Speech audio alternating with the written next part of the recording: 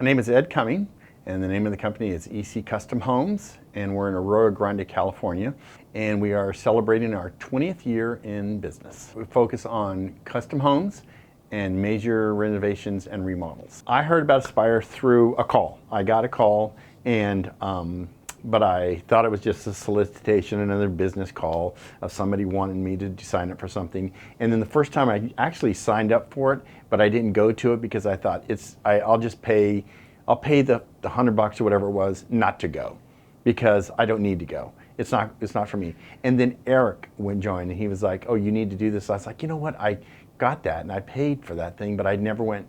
And he said, "You need to go. You really do." And he does the same thing we do.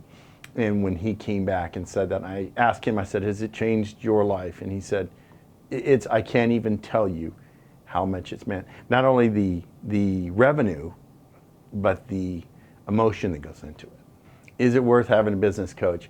When I learned about Aspire probably 4 years before I signed up with them, and I thought, no, that's probably nothing for me, that we can slug it out, and we'll slug it out. And we kept slugging it out.